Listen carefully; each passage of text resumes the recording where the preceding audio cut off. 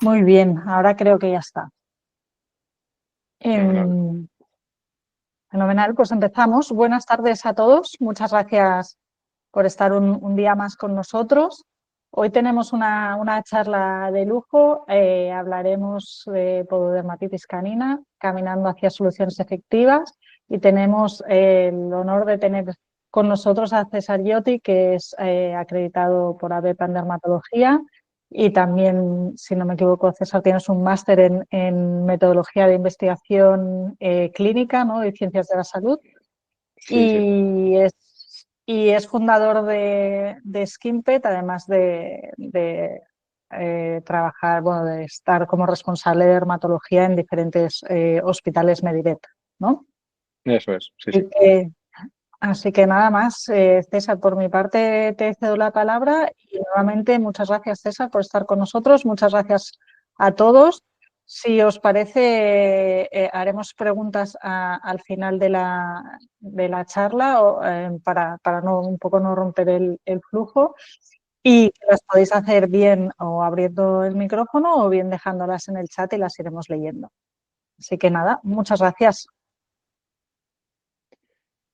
Pues muchas gracias, César, por la presentación y por la invitación a dar esta charla sobre un tema tan atractivo como la pododermatitis.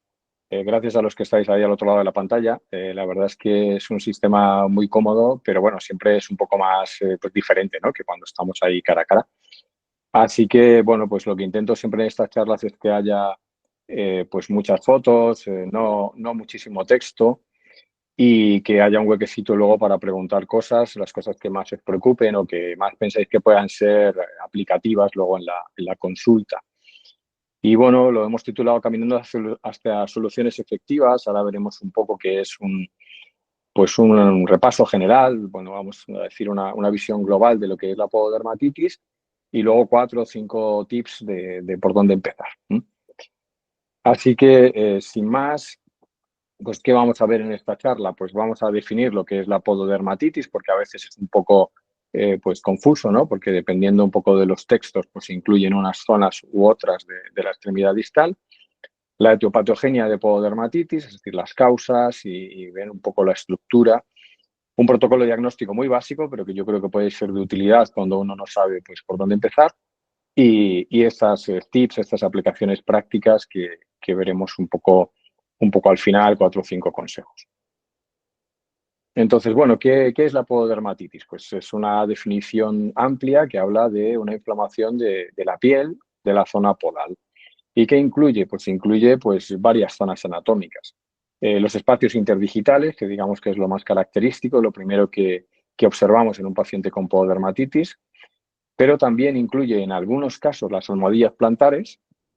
No es muy frecuente y nos va a servir para diferenciar algunas entidades de otras. Pues, por ejemplo, os anticipo que un paciente con problemas de hipersensibilidad raramente tiene afectadas las almohadillas plantares y esto pues, nos puede dar una pista, ¿no? Junto con otros muchos caracteres clínicos.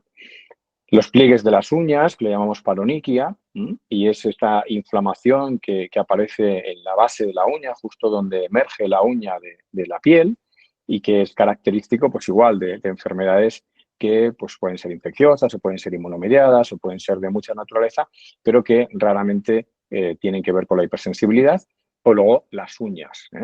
Entonces, estas 4 zonas anatómicas pueden estar afectadas únicamente o combinadas entre sí. Y esto pues, nos da también pistas sobre cuál puede ser el origen del problema que tenemos delante. La pododermatitis, al igual que la otitis, no es un término diagnóstico. Esto es muy, muy importante entenderlo desde el principio. Es decir, lo que antes llamábamos pododermatitis y pensábamos que era un diagnóstico como tal, en realidad es una manifestación clínica, es un síntoma y por tanto, bueno, pues tiene muchos orígenes y muchas veces existe una superposición causal, es decir, existe más de un origen o al menos existe una causa primaria, ¿no? Como ocurre en la otitis, que luego se ha ido complicando con una causa secundaria que en ocasiones también se complica con factores perpetuantes. Por supuesto, para que esto sea más fácil que se presente, pues también consideramos las causas predisponentes.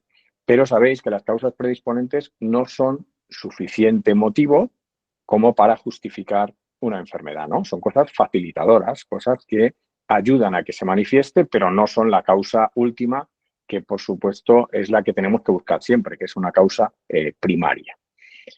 Esta dificultad, tanto de diferenciar causas como de esta superposición causal, es la que a menudo nos requiere un diagnóstico fino, orientado y organizado y un tratamiento multimodal. Es raro que una pododermatitis lo podamos tratar solamente desde un punto de vista, sino que a veces hacen falta varios.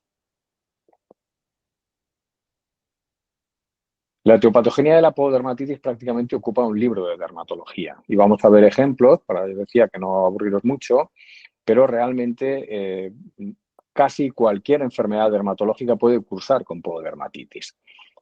¿Cuáles son los factores predisponentes? Pues a los que antes muchas veces se le echaba la causa, ¿no? Se le echaba la culpa de la pododermatitis, que es pues, el sobrepeso. Evidentemente, si un paciente pues, tiene un peso pues, un poquito pasado y resulta que es una raza gigante y además tiene un mal aplomo, pues va a tener más posibilidades de tener problemas en las extremidades distales. Esto es evidente, pero no es un motivo generalmente suficiente.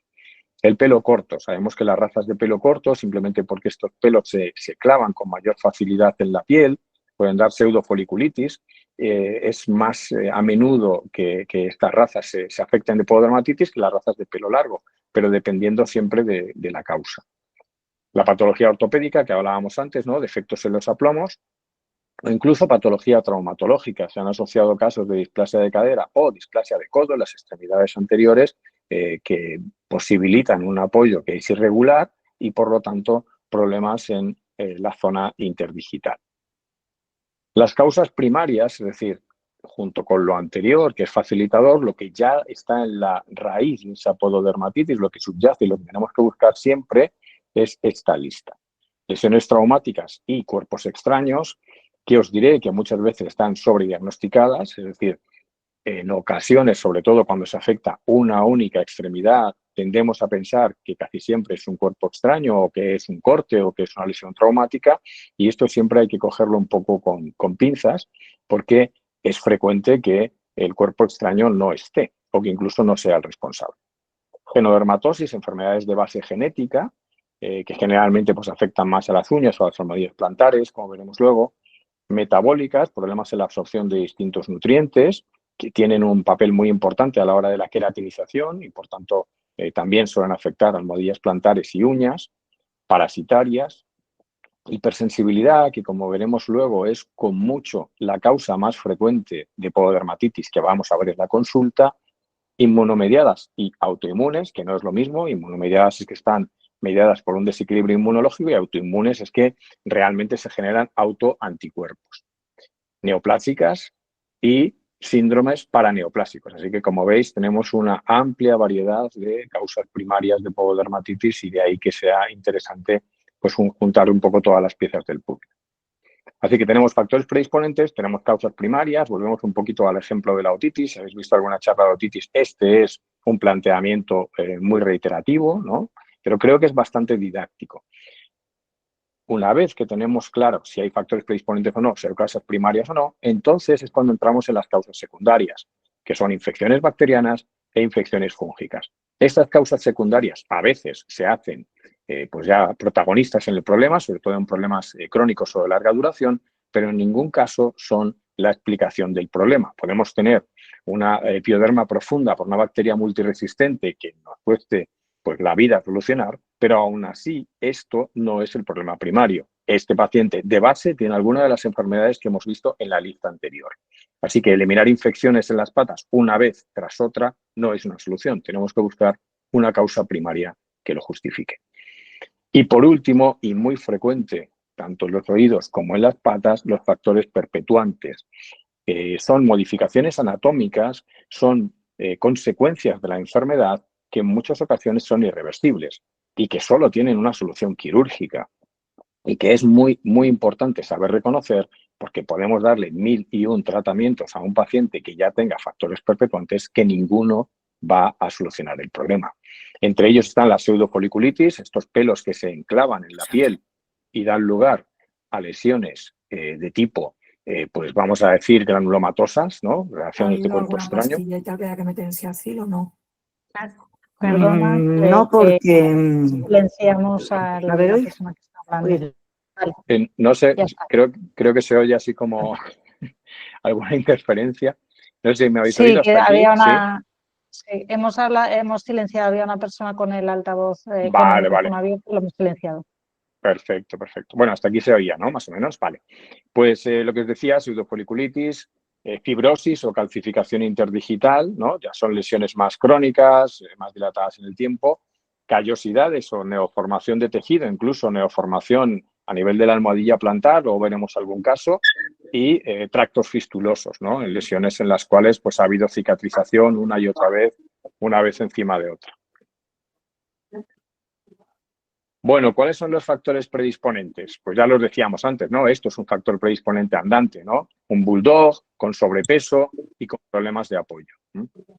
Pero eso no quiere decir que todos los bulldog tengan pododermatitis. Hay bulldog que evidentemente son sanos, no son la mayoría, pero hay algunos que sí.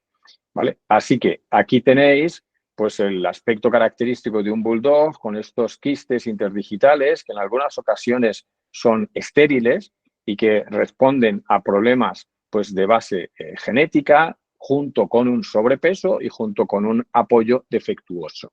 Muchas de estas lesiones solo tienen una resolución quirúrgica. No hay un método médico para erradicarlos completamente. Pueden mejorar, por supuesto, con algún tipo de antiinflamatorio y sobre todo lo que pueden es empeorar. Muchas veces se abren, fistulizan, aparecen infecciones secundarias y a partir de ahí el problema se va complicando.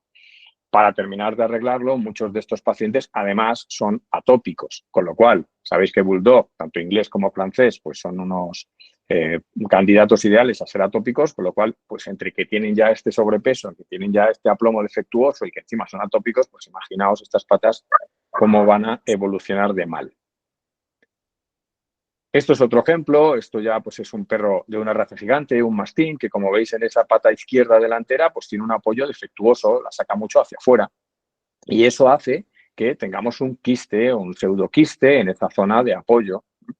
¿Eso es un problema cutáneo? Sí, es un problema cutáneo, pero además es un problema traumatológico y ortopédico. Y realmente con un tratamiento antiinflamatorio va a ser difícil de resolver.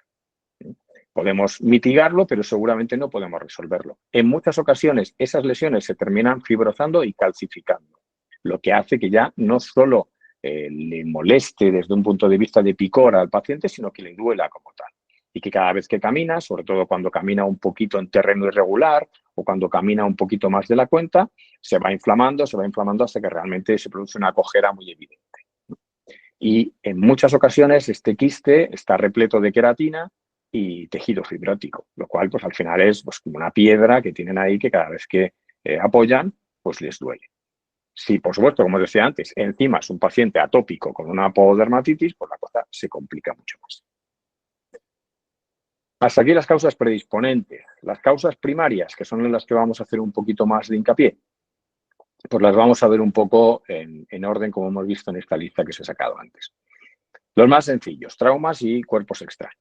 ¿Vale? Pues un corte, una abrasión, una quemadura, a ser posible que la hayamos visto o que seamos conscientes de ella, porque si no, pues a veces digamos que se identifican lesiones traumáticas cuando el origen no lo es. Esto pasa pues muy a menudo, por ejemplo, como veremos luego, en lesiones producidas por leishmaniosis, que son lesiones de tipo erosivo, ulcerativo, en una almohadilla plantar, por ejemplo, solo una, que no cicatriza y se asocia con que un día se cortó con un cristal y que desde ese día no se ha cicatrizado nunca esa lesión, bueno, hay que sospechar. Si tenemos lesiones que no cicatrizan nunca, algo raro pasa. O tenemos una infección, o tenemos leishmania, o tenemos algo extraño porque el tejido siempre tiende a cicatrizar. Cuerpos extraños de origen vegetal, espigas, pues pasa un poco lo mismo. Si resulta que tenemos una espiga, bueno, pues es posible y pues todas las hemos visto, ¿vale? Pero si resulta que a los 3 meses tiene otra espiga o supuesta espiga en la otra pata, pues hombre, o el perro tiene muy mala suerte o a lo mejor es que no son espigas, son granulomas, pironomas estériles o son granulomas relacionados con una inflamación crónica. Esto, pues, lo hemos visto todos, lesiones pues, de tipo inciso en la almohadilla o bien por un corte o en esta que tenéis a la derecha, que es una foto pues muy antigua de una china que se había clavado ahí pues un perrito, una china de estas como de sepiolita, ¿no? De un parque, que, bueno, pues aprovechando que tenía ahí pues una pequeña lesión, pues se clavó. De hecho, la piedrecita la sacamos de ese agujero, ¿no?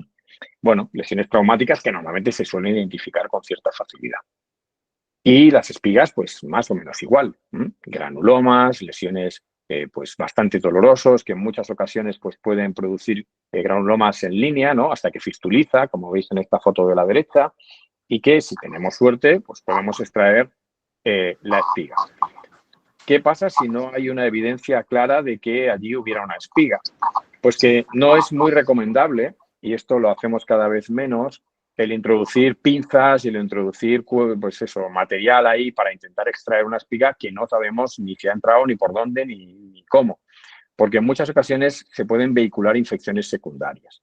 ¿Vale? Esto es común, sobre todo cuando limpiamos las fístulas con clorhexidina. Sabéis que la clorhexidina pues, es un desinfectante estupendo, pero no es eficaz para todas las bacterias. Una de las bacterias que no es eficaz es la Serratia, y es bastante frecuente que veamos casos en los cuales ha habido una lesión granulomatosa, una fístula, se han hecho lavados frecuentes con clorhexidina y se ha terminado vehiculando una infección por Serratia o otra bacteria resistente a la clorhexidina simplemente de la manipulación. Aquí tenéis pues, genodermatosis, ¿no? Pues, problemas ya de tipo genético, como la queratoderma palmoplantar, que es una manifestación clínica común que responde a modificaciones en distintos genes. En el dogo de Burdeos pues tenéis ahí el que se ha descubierto, en el terrier irlandés, el Rottweiler. Ahora cada vez se están haciendo más investigaciones a este nivel y hay, bueno, pues universidades que están con esta línea de investigación pues bastante más avanzada que hace unos años, ¿no? Como enfermedades también relacionadas, pues la paraqueratosis folicular congénita del Labrador Retriever, que este es el gen que está mutado, que a veces sí y que a veces no, o la paraqueratosis nasal hereditaria del labrador, que sabéis que afecta sobre todo al puente nasal y a lo que es a la nariz, y este es el gen, ¿no? Así que, bueno, pues simplemente si tenéis perros que son muy jovencitos cuando empiezan a manifestar pododermatitis, son de razas predispuestas, como estas que veis aquí, o tienen una manifestación atípica, pues ahora sí que ya podemos en algunos casos pues buscar el gen mutado y diagnosticar 100% el origen. El tratamiento ya es otra cosa porque al ser modificaciones genéticas pues el tratamiento es muy limitado, pero al menos sí que tener un poco un ojo abierto de esas enfermedades porque cada vez las vemos más. Y aquí tenéis algunos ejemplos, ¿no? Cuadros de pues paraqueratosis en la zona plantar o palmoplantar, que a veces afecta pues, a toda la extremidad y a veces afecta pues, de un modo pues, muy severo, ¿no? Produciendo cojeras, porque este tejido pierde toda la elasticidad, empieza a ser muy fibrótico, empieza a tener fisuras, se puede producir infecciones secundarias. Pero bueno, el diagnóstico es sencillo porque en la anamnesis tú hablas con el cuidador, ¿no? O con el propietario y enseguida pues te dice, mira, desde que era muy pequeño, ya cuando tenía 3 o 6 meses, ya vimos que tenía unas salmodias plantares raras. No sabíamos si aquello era una patología o no, pero luego han empezado a crecer, de vez en cuando se las limamos, pero ya es que prácticamente no puede apoyar, cojea muchísimo, en fin, que ya, digamos, hay una historia larga de desarrollo del problema. Y, como veis, siempre afecta a las salmodias plantares, muy raro al espacio interdigital, salmodias plantares y uñas, que son los tejidos más queratinizados. Las metabólicas, vamos a comentar dos por encima, la calcinosis circunscripta, que es un depósito de calcio en una zona distal. A veces tiene una patología renal concurrente, pero en ocasiones solamente se postula que son consecuencias de traumatismos que producen una inflamación crónica y que, debido a un problema genético, se deposita calcio allí. Esto se ha descrito con mayor frecuencia en el pastor alemán. Ahora os enseñaré una foto de un cachorrito de pastor alemán con una calcinosis circunscripta en un dedo. A veces ni siquiera se puede asociar con este supuesto traumatismo, o al menos el traumatismo ha pasado desapercibido. O sea, no hace falta que sea, por supuesto, una fractura ni nada de este tipo. Y luego la dermatosis con respuesta al zinc, que se diferencian dos tipos de modo tradicional. El tipo 1, que es una alteración de origen genético que se observa en razas nórdicas, como el malamute y el husky siberiano, que ahora se ven un poco más. Hace pues, como 20 años se pusieron de moda, luego casi han desaparecido, pero ahora parece que están volviendo. Y bueno, pues es, digamos, una incapacidad genética para absorber el zinc. Y luego el tipo 2, que son cachorros de razas gigantes, que ya se ven mucho menos, es muy, muy raro, porque eran pues, dietas deficitarias, con niveles altos de fitato, sobre todo cuando estaba de moda esto de suplementar con calcio, todo perro gigante, que ahora, pues gracias a Dios, ya es una cosa en desuso. ¿Vale? Así que la dermatosis con respuesta zinc no es muy común, pero también os he traído alguna foto para que veáis. Esto es una calcinosis circunscripta, esta almohadilla plantar que veis ahí, en realidad es un depósito de calcio. En la radiografía se ve perfectamente un nódulo completamente sólido y doloroso. Esto solo tiene una intervención quirúrgica como solución. A veces son más o menos dolorosas, pero generalmente son molestas. Esto era un pastor alemán. Y esto, que es pues, una dermatosis con respuesta al zinc, con una destrucción de la almohadilla plantar, con una paraqueratosis, que como sabéis, pues es un problema en la maduración del queratinocito, que no llega a perder el núcleo, y por esto se llama pues, una hiperqueratosis de tipo paraqueratótico. Cuando sí que pierde el núcleo y hay hiperqueratosis, le llamamos ortoqueratótico. ¿Vale? La paraqueratosis antes se consideraba pues, muy patognomónico de determinados problemas, ahora la verdad es que no tanto, pero en cualquier caso una paraqueratosis en las extremidades distales en un perro de raza nórdica, pues se puede sospechar de una dermatosis con respuesta al zinc. Que ahora hay algunas teorías que asocian con una dermatitis atópica como tal, es decir, que sería como más un cuadro inflamatorio crónico, que en estas razas pues generan paraqueratosis de una manera regular y no estaría tan relacionado con estos niveles defectuosos en la absorción de zinc, que a decir verdad tampoco se han podido demostrar nunca en estas razas. Y los suplementos de zinc, pues sabéis que ayudan bastante a la epitelización y que por tanto no estaría tan claro que la absorción del zinc estuviera detrás completamente al menos de este problema. Las parasitarias, pues casi todas las parasitarias pueden afectar a las zonas distales. Yo diría que la que tenemos que tener siempre en la cabeza es la demodicosis. Recordar sobre todo Westy, tratamientos para la dermatitis atópica, larga duración, inmunosupresión, demodicosis. Así que Westies que se chupan las patas continuamente, hay que tener en el radar la demodicosis. La tromboiculidiasis o la neotrombícula es mucho, mucho menos frecuente, pero yo he visto algunos casos, sobre todo en la zona interdigital o en la base de la uña. Las larvas, la verdad que viene en la bibliografía, yo no lo he visto nunca, larvas de bacilostómidos, no lo he visto nunca en 30 años, pero bueno, es más típico pues, de zonas donde los perros no están en buenas condiciones sanitarias, en sustratos de tipo pues, vegetal, sustratos que están pues, muy poco pues, mantenidos, entonces, bueno, pues quizá más en perreras o en este tipo de lugares. La verdad es que no es algo común, pero que lo sepáis, que las larvas de ancilostómidos pueden penetrar a través de la piel y provocar pododermatitis, miasis, que ya todos sabemos lo que supone, y leishmaniosis. Aquí tenéis, esto es una epiderma profunda producida por una demodicosis en un Westie. Así que cuando la pododermatitis es extremadamente dolorosa, supurativa y con un aspecto que no responde prácticamente a nada, que cuanto más tratamiento inmunosupresor se le da, pues peor va, y que los antibióticos no terminan de mejorar el asunto, una de las principales cosas que tenemos que considerar es que pueda ser una demodicosis.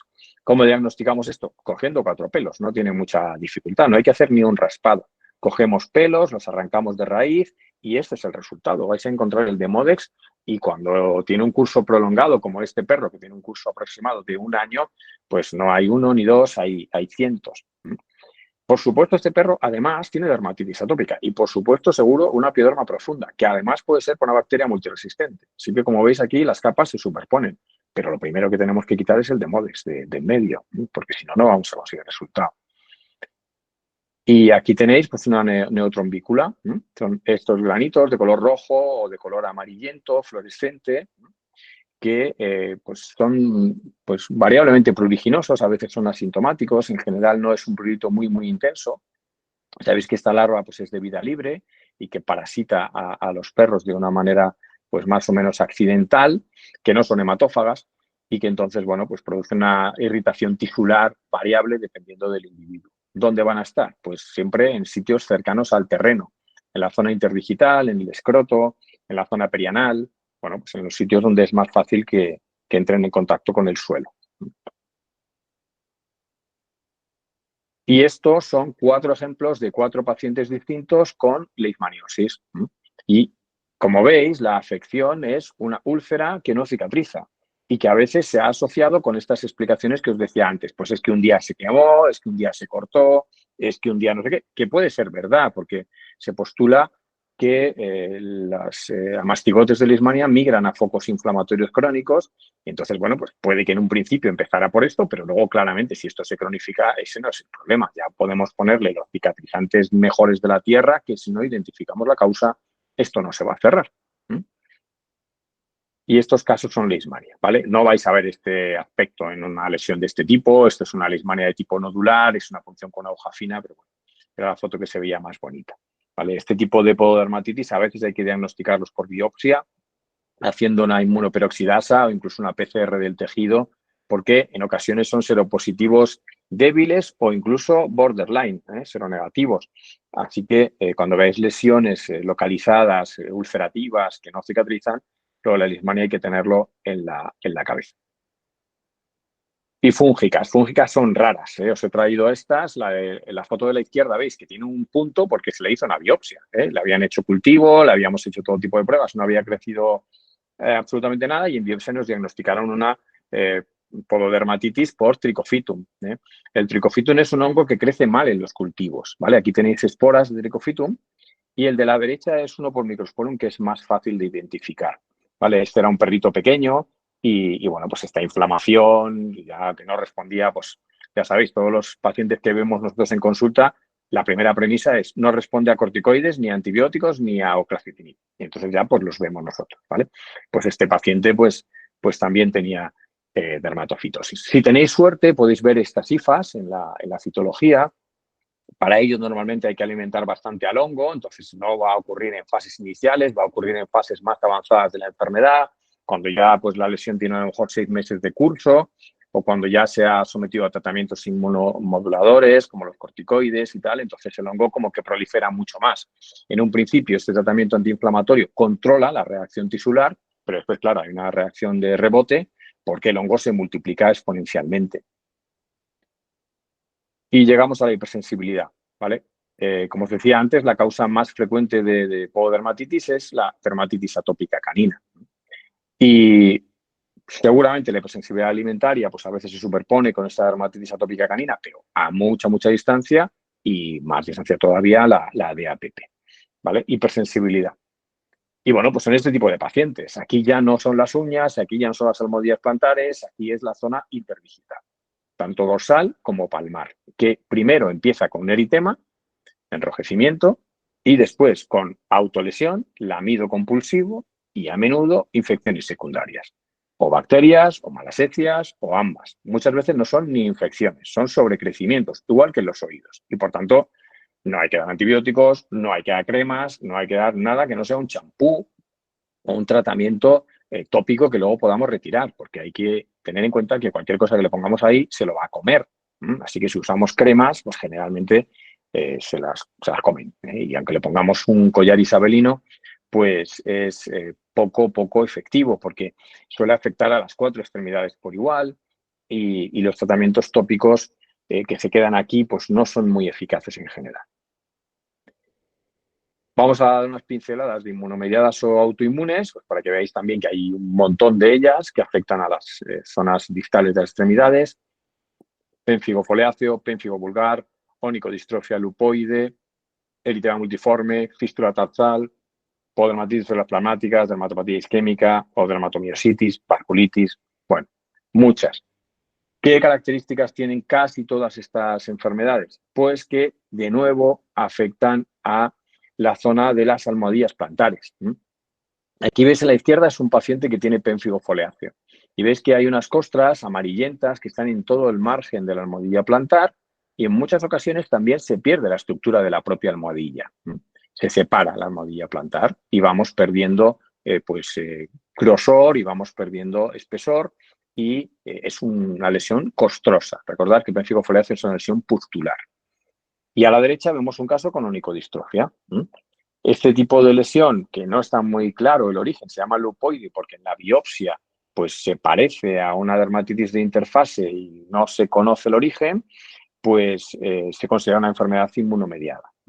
No se sabe si en relación con fármacos, si en relación con virus, si en relación con algún tipo de componente genético, aparece a edades muy variables, pero cursa con pérdida de las uñas, onicodistrofia, onicosticia, onicorexis, las uñas pues se caen, se abren, se fracturan y bueno, pues es muy frecuente que cuando es una sola uña de un dedo, pues oye, se asocie con se ha dado un golpe, saltó y se dio con un bordillo, bueno, pues normal.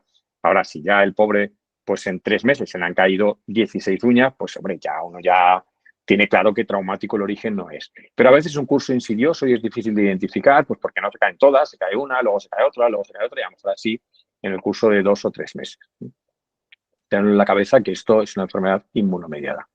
Esto es un pénfigo vulgar, un pénfigo ya más profundo que el pénfigo foliáceo, que afecta pues ya a la zona de la dermis profunda y que es pues fuertemente erosivo, ulcerativo, y que una de las zonas que se puede afectar, como en este perro que era un Shih Tzu, pues es la almohadilla plantar. Es muy, muy doloroso, no os podéis imaginar. Esto es una fístula tarsal, veis que es la zona de la almohadilla tarsal desde arriba, ¿no? Y veis que hay un agujerito ahí, como un puntito, como si se hubieran clavado ahí un alfiler hirviendo, del que pues emerge un exudado, ¿vale? Pues igual, si veis esto, pues claro que puede ser un cuerpo extraño, pero si resulta que lo tienen las dos zonas de las dos patas de atrás, en las dos localizaciones simétricas y con este aspecto tan característico, hay que pensar que puede ser esta enfermedad que es de tipo inmunomediado. Muy frecuente en pacientes atópicos y en pacientes que tienen sistema inmune alterado. Esto es una vasculitis o una vasculopatía. Veis estas lesiones enchacabocados, como si fueran que lo hubieran hecho con un punch de biopsia, circulitos perfectos. Estos circulitos son zonas de isquemia que se han quedado sin riego y que se produce una necrosis focal. ¿Cuál es el origen de esto? Pues puede ser una vasculitis infecciosa, pues leishmaniosis, ehrlichiosis, la enfermedad vírica que queráis. También puede ser una vasculitis inmunomediada.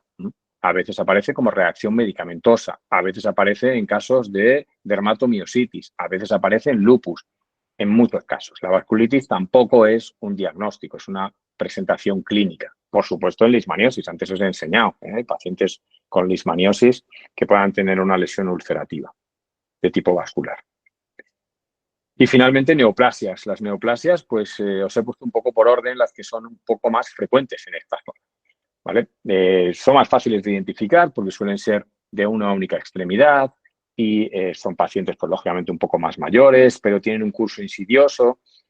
Y bueno, pues siempre las tenemos que tener en la cabeza porque igual en las patas es fácil pensar que esto es traumático y que se vaya complicando hasta tal punto que ya perdamos un poco la referencia de cuándo empezó.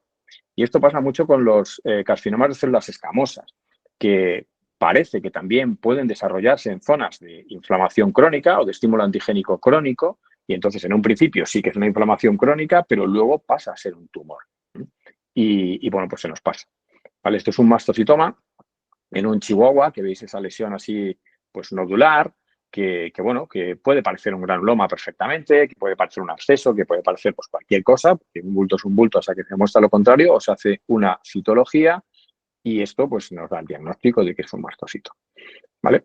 Igual estas lesiones, fijaos en esta zona, en una almohadilla plantar, y esto que es la zona dorsal de la pata de un Westie.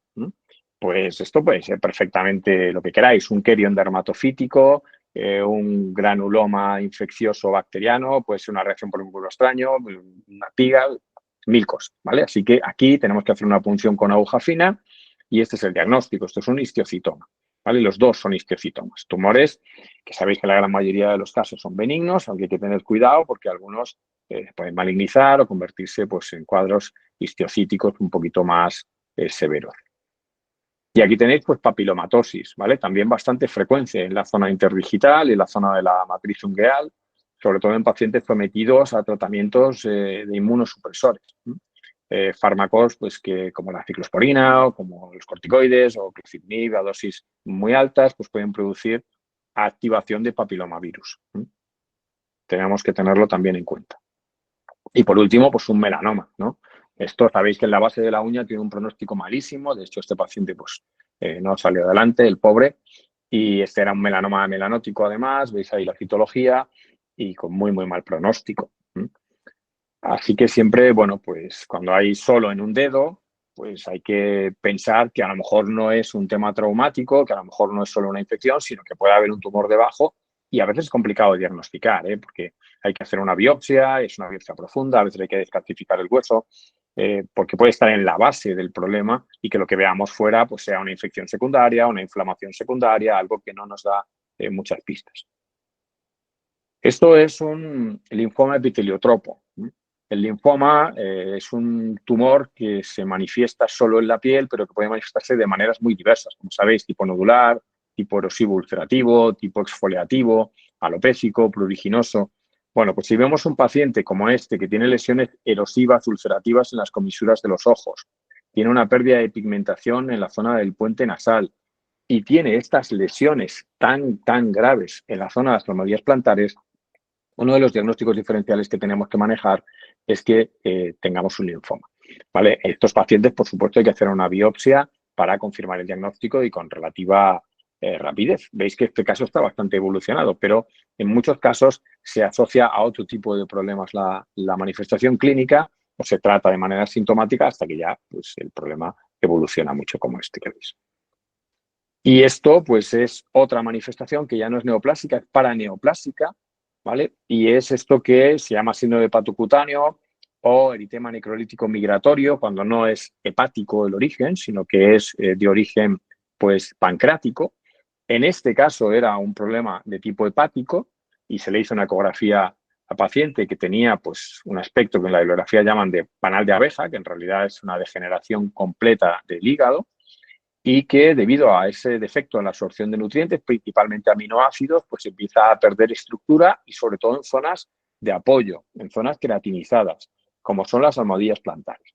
¿Vale? Y aquí tenéis otro caso que vimos hace pues, un par de años, que es un Westie, era un Westie atópico, el pobre, con un montón de problemas, que de repente empezó a manifestar estas lesiones, ¿no? Esta hiperkeratosis en la zona del puente nasal, y esto que veis a la derecha, que aunque no lo reconozcáis, es una almohadilla plantar, o sea, es la pata por debajo. Ni siquiera se reconoce dónde empieza una almohadilla y dónde termina la otra.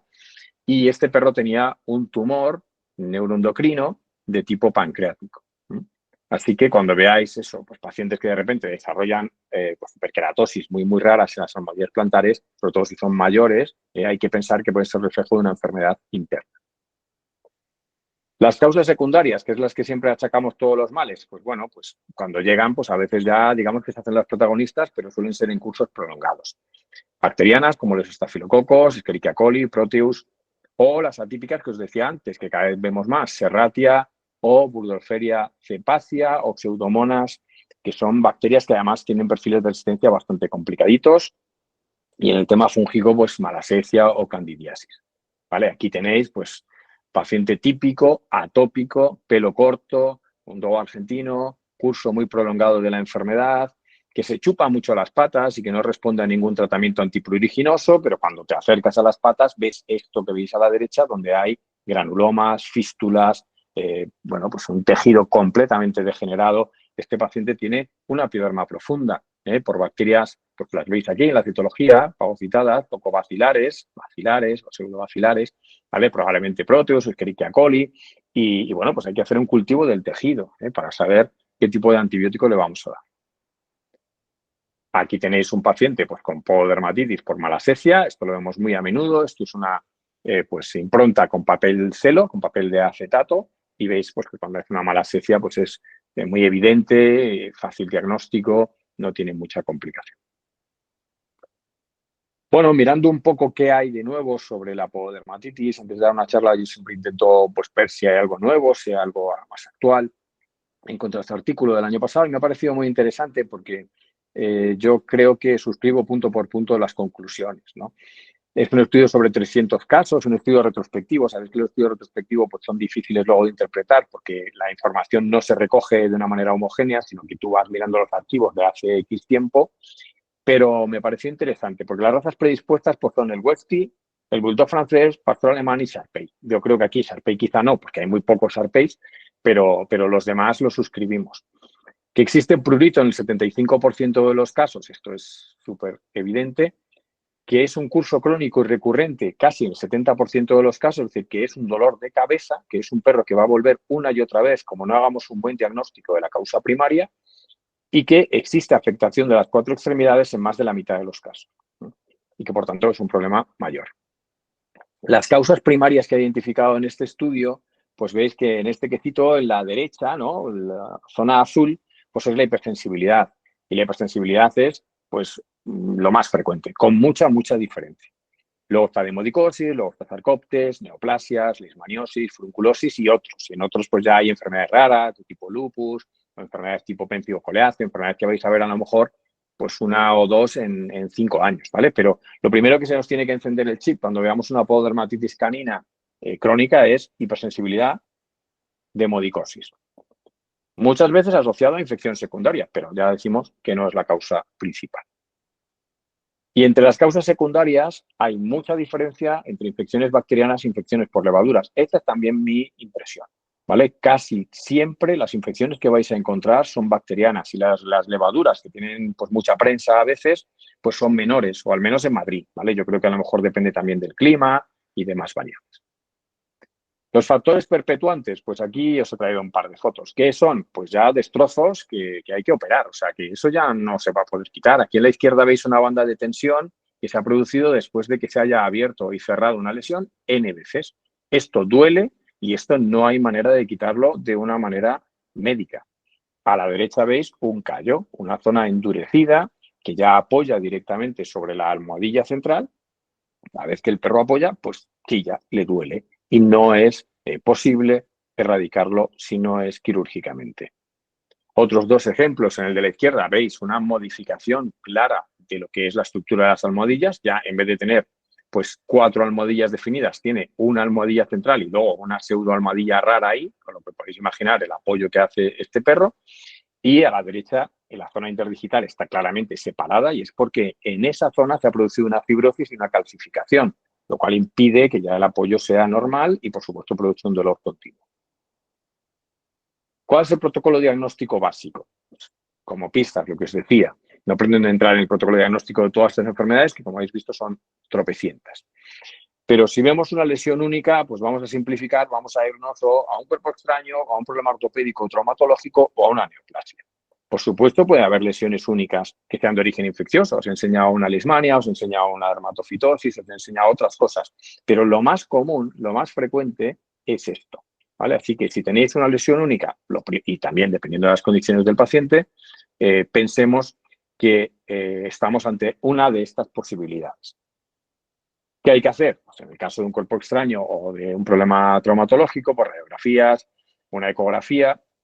Si buscamos un cuerpo extraño, hay algunos artículos que le dan bastante sensibilidad a la hora de encontrar una espiga, por ejemplo, y en caso necesario una cirugía correctora. Y en una neoplasia, pues una citología súper importante. Lo primero que tenemos que hacer en cualquier lesión primaria es una citología, una biopsia y una cirugía. Si son lesiones múltiples, pues ya pensamos en otras cosas. Por ejemplo, demodicosis solo de una pata, ¿puede ocurrir? Sí, pero es raro. Normalmente vamos a ver demodicosis de las 4 extremidades o al menos de 2 mucho más afectadas que el resto, que suelen ser las extremidades anteriores. Si hay neotrombícola, pues igual es más raro que tengas solo en una pata. Si ha entrado por un sitio donde hay parásitos, pues lo normal es que haya varias patas afectadas. Ya os digo, lo normal, no tiene por qué ser siempre así. Infeccioso lo mismo, ¿no? Si tenemos un paciente, imaginaos, con una dermatitis atópica que desarrolla una furunculosis interdigital, raramente se afectará una pata solo, se van a afectar varias. Otra cosa es que el caso sea mucho más grave en alguna de las patas, esto siempre es así, pero las otras, si las observáis con atención, pueden estar afectadas también. El inmunomediado, pues siempre van a ser las 4 extremidades y el metabólico también. El parasitario, pues hay que hacer una tricoscopia. Yo os decía antes que con 2 pelitos podemos llegar al diagnóstico a veces muy fácil. Una serología, si sospechamos, por ejemplo, de un sarcoptes, ¿no? Una enfermedad parasitaria que podamos tipificar serológicamente. Y una IPI o una PCR, pues si ya buscamos leishmania, por ejemplo, ¿vale? Infeccioso, pues un cultivo del tejido, ¿vale? No un cultivo del exudado, no un cultivo del liquidito que sale, sino un cultivo del tejido en profundidad, porque a veces hay contaminantes en superficie que nos van a confundir a la hora de interpretar el antibiograma. una biopsia y si buscamos algún elemento infeccioso concreto, pues una PCR. Inmunomediado, biopsia, como veis, metabólico, biopsia. La biopsia aquí es el protocolo diagnóstico clásico, pero esto no quiere decir que cada vez que damos una pododermatitis que afecta a las cuatro extremidades hay que hacer una biopsia corriendo, porque puede ser enfermedades como la que hemos dicho, una demodicosis, y no le hace falta biopsia. Los tips que os decía. Lo primero, corregir las causas predisponentes. Es decir, si el perro es joven, si tenemos idea de que puede haber algún problema traumatológico implicado, solo hay una extremidad más o menos afectada, pues decir, oye, este perro a ver si es que tiene algún problema traumatológico que está complicando el asunto. Lo segundo, identificar la causa primaria y recordar que el 50% de los casos, más del 50%, tendrán hipersensibilidad. Así que si queremos hacer una apuesta a ciegas, si apostamos a que tiene alergia, casi que tenemos mucho más ganado que si apostamos a enfermedades raras. Lo tercero, hay que identificar las causas secundarias.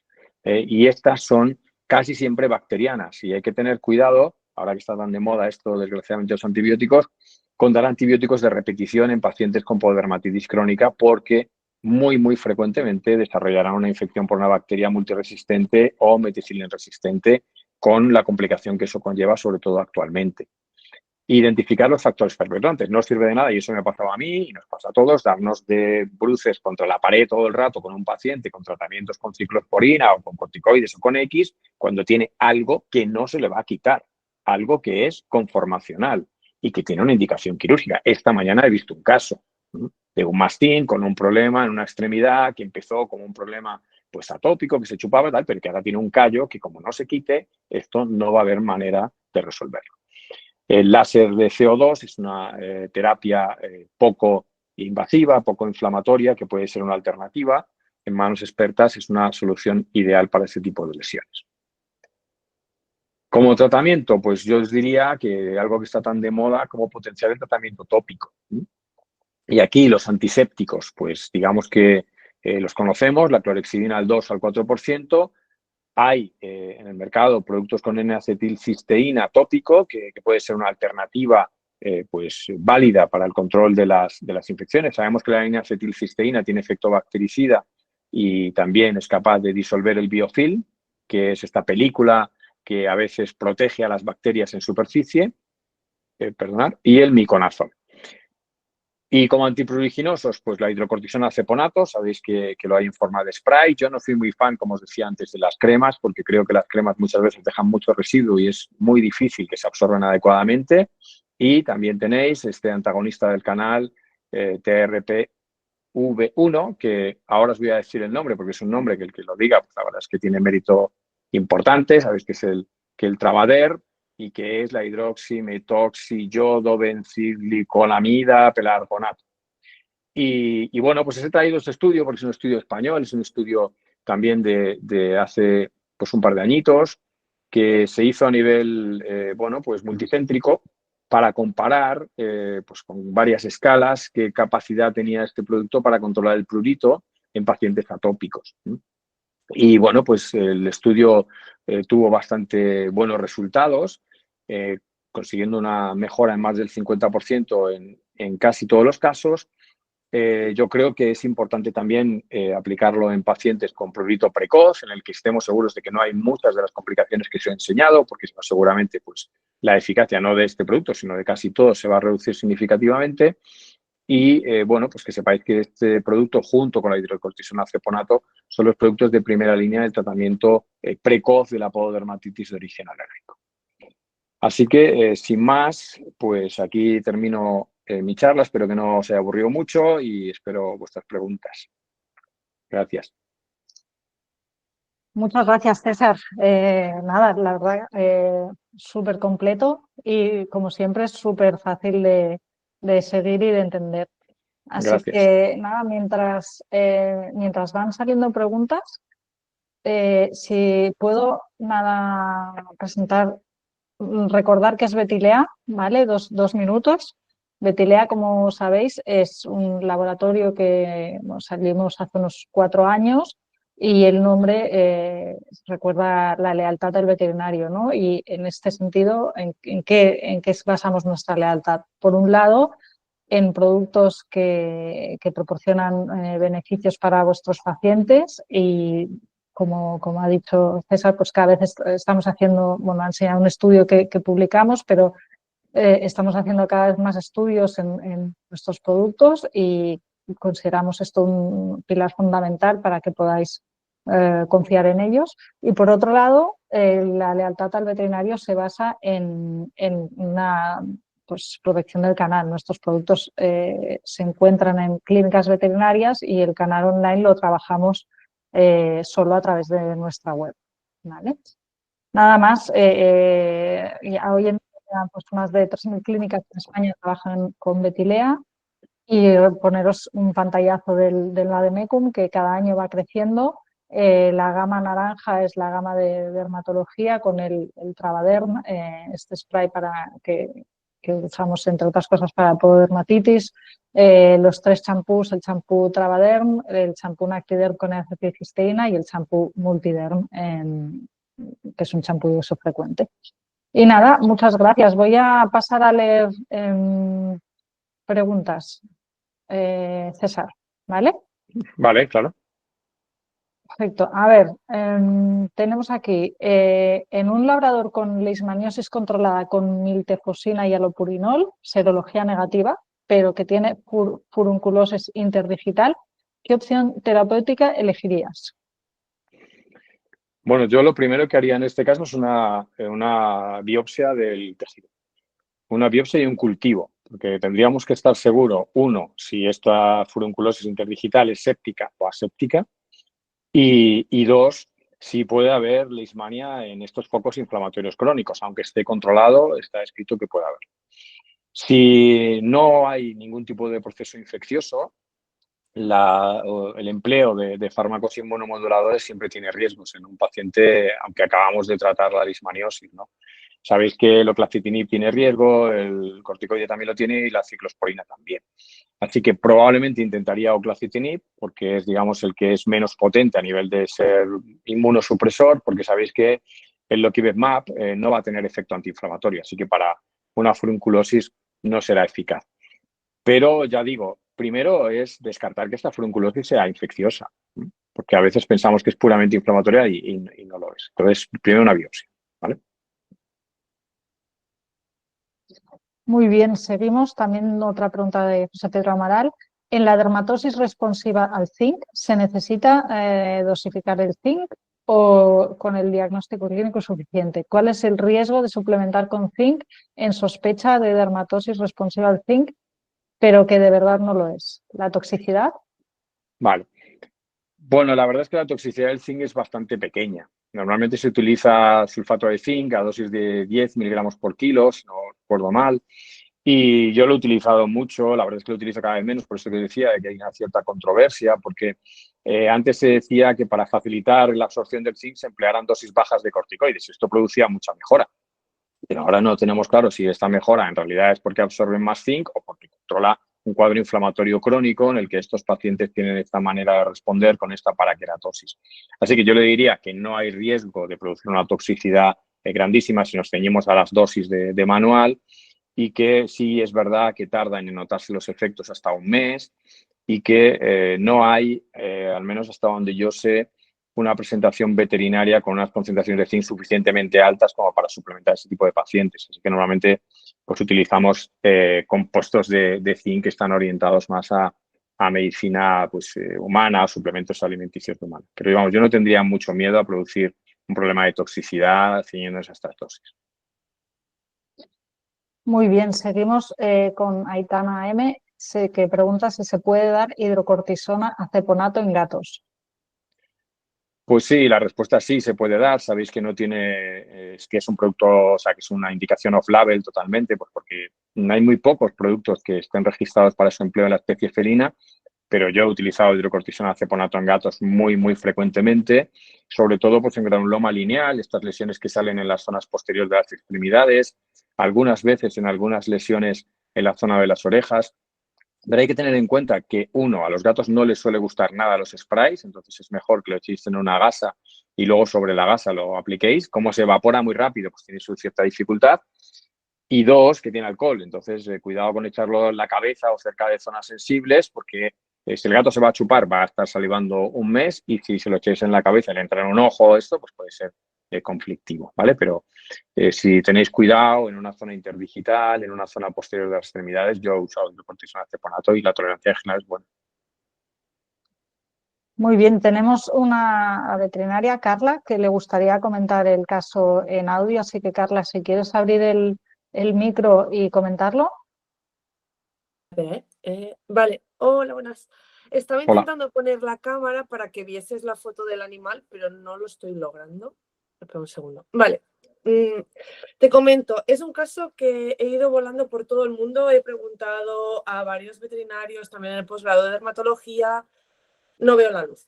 Y creo que eres el primero que me dice que hay veces que solo a nivel quirúrgico se puede solucionar una pododermatitis que se va complicando en el tiempo y que realmente no es responsiva a ninguna medicación. Entonces, yo tengo un animal, es un American, obviamente, un poquito gordo, de unos 6 años de edad, se le hizo leishmania, se le han hecho todas las pruebas, todo negativo, se le hizo una biopsia y salió una furunculosis posiblemente reactiva, como si actuase cuerpo extraño en su propio pelo. El pelo Sí, cortito, todo eso. Entonces, sí, mi pata pseudofoliculitis. es así. Tiene las 4 patas así, Ujú. ¿vale? Vale, Que sí. es un animal que hemos probado la dieta hipoalergénica, no ha funcionado, se ha probado la Poké, no ha funcionado, se ha probado la ciclosporina, no ha funcionado, ha tenido respuesta parcial a la cortisona a dosis muy alta. Entonces ahora estamos a ciclosporina a 10 miligramos kilo, que es el doble de la dosis, porque me lo recomendó un compañero tuyo, porque ha hecho calcinosis cutis debido a la dosis de cortisona. El perro no está reaccionando, la única solución que tengo es darle Kesium, que es lo único que me medio tiene controlado, pero el cultivo me sale negativo. Pero el cultivo del tejido, Carla. Sí, el cultivo de tejido, hice cultivo de tejido cuando hice la biopsia y me salió negativo. Vale. Y el Kesium, porque mejora. Pues no tengo ni puñetera idea. Pero realmente Bueno, se ve una mejora porque con el Kesium me ha mandado una foto y ahora está así la pata. Pero a la que retiro el Kesium se va, descontrola completamente todo. mucho mejor. Sí, Sí. a mí me parece que este perro tiene algún tipo de infección secundaria. Es verdad que algunos granulomas, como te decía antes, se organizan y ya directamente no hay manera de resolverlos médicamente y son un dolor de muelas y hay que quitarlos por cirugía. Y de hecho existe una cirugía que se llama podoplastia de fusión y está diseñada para esto, precisamente, para unir los espacios interdigitales y no dejar espacio libre donde pueda haber una inflamación, ¿no? Que es lo que suelen hacer los cirujanos. Es como tienes esto, pues ya no lo tienes, pues ya no tienes la enfermedad. Pero en este caso que responda que sí, yo creo que hay una infección oculta. A veces, y esto también nos pasa porque esto es como una especie de maldición, no nos crecen los patógenos fácilmente, ¿vale? Pues porque son patógenos que necesitan unos requerimientos específicos o porque la muestra pues no hemos dado con el momento adecuado o porque hay mucha fibrosis y resulta que no hemos conseguido la muestra idónea, ¿vale? Pero yo creo que este paciente tiene una infección seguro si te responde al quesio.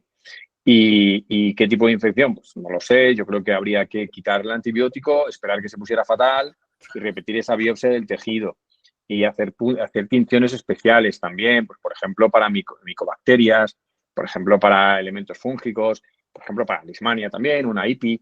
Estar seguro de que aquello es Hice estéril. inmunohistoquímica de leishmania y me salió negativo, Hiciste, porque sí que es verdad claro, que yo estoy en zona de Costa Brava, que aquí la leishmania es como hay mucho, levantas una sí, piedra sí. y te salen muchas, pero nada. Pero a mí, a ver, un poco viendo la foto así a bote pronto, me parece un paciente atópico con una infección secundaria. Lo que pasa es que es un curso muy crónico, muy crónico. Y si hay algún granuloma que no remite en absoluto, yo tengo casos de estos, es un dolor No de cabeza. remite ninguno de ellos. Entonces me recomiendas Ya, volver a realizar otra biopsia de varios puntos y sí, volver a mandar sí, a porque cultivo profundo. sí, es que me preocupa lo de que responda al Kesium, ¿sabes? Porque realmente creo que puede haber una infección oculta y que si le inmunosuprimimos mucho, si le están metiendo 10 miligramos por kilo de ciclosporina y tal, estamos ya en el límite de tener algún tipo de problema. Hay pacientes, está escrito en bibliografía, pero yo no me metería en esto hasta por eso, estar absolutamente seguro, que responden a metotrexato. Y hay algún estudio con metotrexato inyectable, ¿no? Tratamientos ya inmunosupresores, bueno, de XL. Pero para hacer esto tienes que estar muy, muy seguro de que esto es un paciente con un cuadro inflamatorio estéril. Combinaciones que yo utilizo también, Mira, pero que son de riesgo, es utilizar ciclosporina y corticoides. ¿No? Es decir, utilizar vale. fármacos ya, digamos, combinados. Pero pero tienes que estar muy seguro del que manejas. Me preocupa lo del tema de que responda el que sí. ¿Vale? A mí Entonces, no, a mí también me preocupa, ¿eh? Es claro, que el propietario ya me ha dicho que va a parar toda la medicación y que ha conseguido un farmacéutico de Humana que le va a dar el amoxicilina clavulánico para sin... siempre. Bueno, es un buen plan, pero tiene sus lagunillas esto. No, no Como sé si- ya, pero yo ya es que es un propietario que ya está muy cansado. Sí, sí, yo veo estos todos los días. Y bueno, es que es muy complejo, muy complejo. Yo creo que lo has hecho todo bien, lo que pasa es que a veces son casos escurridizos y no es un problema de diagnóstico, yo creo que es un problema de que hay algo que nos falla por ahí. Vale, gracias. Vale, nada. Muchas gracias. Seguimos. Juan Rodríguez, si puedes repetir el nombre del principio activo tan largo de la podermatitis. No sé si quieres que lo diga yo. No soy capaz, dilo tú, el pelargonato es lo único que Es, sé. sí. Hidroximetoxi, iodobencil, glicoamida, pelargonato. Muy bien. Toma ya, ¿eh? Seguimos. Sí, sí, sí. A ver, Meritxell Ward, no sé cuánto tiempo tenemos, César. ¿Tenemos El que 3 preguntas queráis. más? Sí, yo Vale. creo que sin problema, sí. Pues Meritxell Ward, ¿cómo realizas un cultivo de tejido y cómo lo preparas para enviar al laboratorio? Vale, eso no lo he querido poner, lo pongo muy a menudo en mis charlas, pero creo que se me hacía muy largo y tal, y de hecho, bueno, pues tampoco quería ser muy pesado. Pero si tenéis interés, pues os lo explico. A ver, lo primero que hay que hacer es limpiar la zona de una manera lo más aséptica posible. Es decir, nosotros los dermatólogos somos bastante guarrillos en general, no limpiamos porque ya sabéis que las lesiones primarias, pues a veces con la limpieza, si aseptizas mucho la piel, pues te las llevas, ¿no? Sobre todo las superficiales. Pero en este caso sí que hay que limpiar muy bien, hay que cortar el pelo, hay que intentar eliminar toda la infección que podamos tener en superficie cutánea, ¿vale? Utilizáis clorhexidina, desinfectáis, volvéis a desinfectar y tal. Y cuando ya tengáis esto más o menos aseptizado con un punch que dependiendo del tamaño del paciente, pues sea del 4 o del 6, ¿vale? Pues hacéis una toma de muestra, vamos a decir estéril, no va a ser estéril, ¿vale? Pero más limpita posible de la lesión. No de una lesión fistulosa, no de una lesión abierta, de una lesión o vecina de una lesión fistulosa o idealmente granulomatosa no abierta, no fistulizada. Tomáis la muestra y cortáis ese cilindro que vais a obtener, que es un cilindro perfecto, por la mitad. La parte superior la vamos a desechar y la vamos a enviar pues, para hacer una biopsia, la vamos a mandar en formol. Y la parte inferior, la parte ya de la dermis profunda y del panículo, lo vamos a mandar en suero fisiológico estéril. Lo vais a recoger en suero fisiológico estéril y lo vais a mandar al laboratorio. Y eso es lo que se va a cultivar, ¿vale? La parte inferior del cilindro que hayáis obtenido con la mayor esterilidad posible. En mi experiencia, si no hay infección, allí no crece nada. No crece nada o te va a crecer una bacteria pues banal, pues porque a lo mejor no hemos hecho todo bien que nos gustaría y te dicen, pues mira, hay una Escherichia coli sensible a todo. Bueno, pues esto no es el responsable, eso está clarísimo. ¿Vale? ¿Qué estamos buscando? Lo que os he dicho, un estafilococo, unas pseudomonas, un Escherichia coli, un proteus, una serratia, cosas concretas, ¿vale? Y con un perfil normalmente de resistencia chungo, ¿vale? Bastante chungo. Y si esto lo obtenéis, pues está claro que ahí es donde tenemos el problema por el que empezar. ¿Vale? No sé si me he explicado más o menos. Perfecto. Plácida Ruiz, ¿qué tipo de clorhexidina tópica prefieres? ¿Toallitas impregnadas, spray, solución jabonosa? Yo prefiero solución jabonosa. Creo que las toallitas impregnadas o el spray es como un remedio más rápido, es un remedio un poco de mínimos, pero nunca van a ser igual a la hora de arrastrar la suciedad que una clorhexidina jabonosa. Lo que hacemos para no torturar mucho a las personas que tienen estos animales, porque realmente es muy, muy esclavo, es que les limpien las patas bien, bien, al menos 1 o 2 veces por semana con una clorhexidina jabonosa y que luego, pues digamos, entre estas dos limpiezas, pues que utilicen pues, toallitas o lo que sea. Hay que tener en cuenta que cuando las lesiones protruyen, cuando hay granulomas, los tratamientos tópicos son mucho menos eficaces porque no son capaces de penetrar. Entonces hay mucha gente que tiene un perro con granulomas interdigitales, que son como huevecitos pequeños de paloma, y se dedican a darle con una toallita. Eso y nada es lo mismo. ¿Vale? O sea que esto es para prevención. Cuando ya tenemos una pododermatitis un poquito instaurada, los tratamientos tópicos se quedan un poquito cortos. Vale. Seguimos. Blas Germán Ruedas, en la dermatitis plantar plasmocitaria en gatos, ¿usas cortisona local o vía oral, además del antibiótico de cobertura?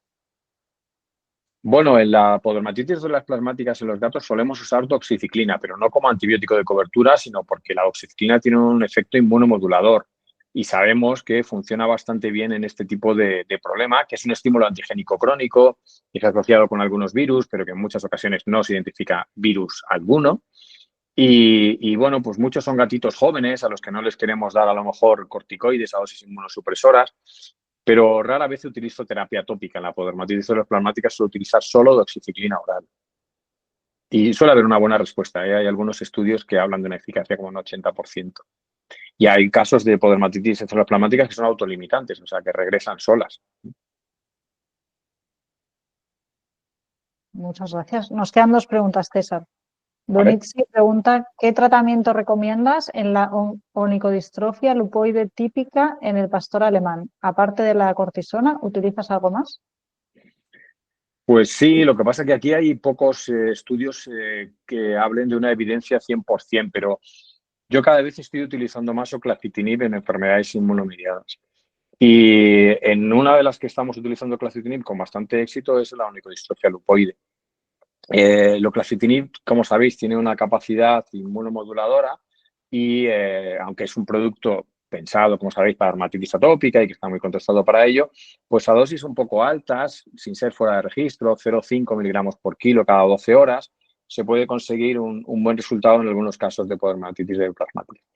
A veces lo combino con corticoides a dosis bajas y en otros casos utilizo ciclosporina, también combinado con un starter con corticoides, pero sabéis que la ciclosporina tarda en hacer efecto hasta un mes. Entonces empezamos con corticoides y luego damos ciclosporina. Cada vez os diría más que mi tratamiento favorito es el oclacitinib. Y luego, por supuesto, pues esto que se utiliza, ¿no? Ácidos grasos o tratamientos para reestructurar, ¿no? Esta uña con pues, suplementos con biotina, pero esto no es para tanto prevenir el problema como para resolver los daños ocasionados. Muy bien, pues última pregunta. ¿Qué experiencia tienes con el uso de oclacitinib en gatos o no lo usas? ¿Y qué otro fármaco recomiendas en gatos atópicos?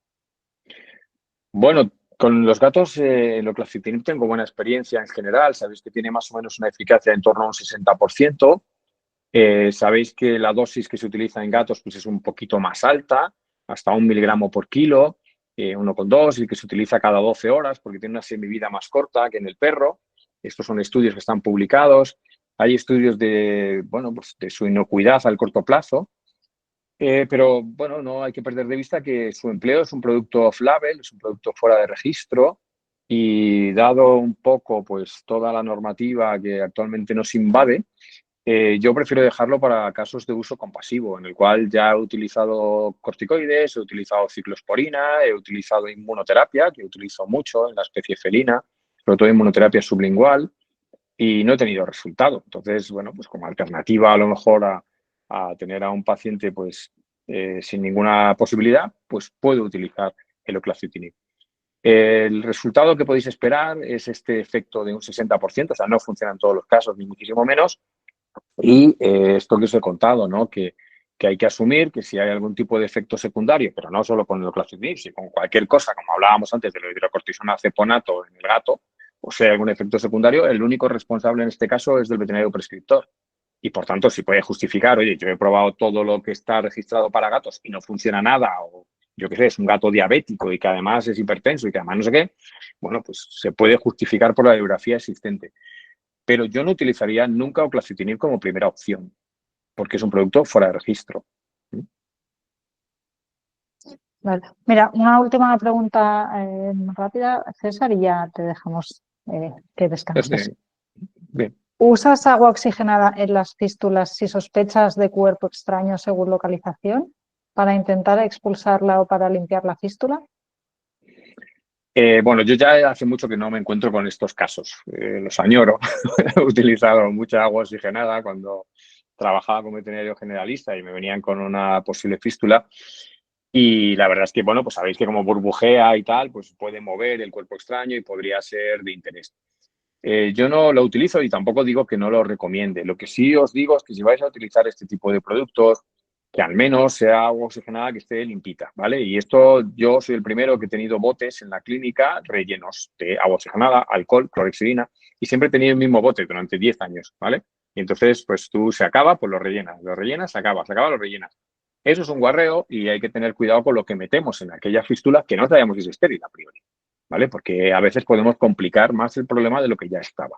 ¿Vale? Dicho esto, si usáis agua oxigenada una o dos veces, no pasa nada si sospecháis que es una espiga y a veces la moviliza, ¿no? Porque hace el burbujeo este típico y puede facilitar su extracción. Pero no recomiendo meter pinzas de cocodrilo 3, 6, 7 veces por 8 sitios buscando una supuesta espiga que no vamos a cazar, porque generalmente vamos a producir más daño que beneficio. Muy bien, pues muchas gracias, César. Muchas gracias a todos por estar esta tarde con nosotros. Gracias, César, Muchas gracias. por la charla Gracias. tan clara y tan extensa. Y nada, esperamos veros pronto en futuras formaciones. Gracias. Gracias a todos. Buenas tardes.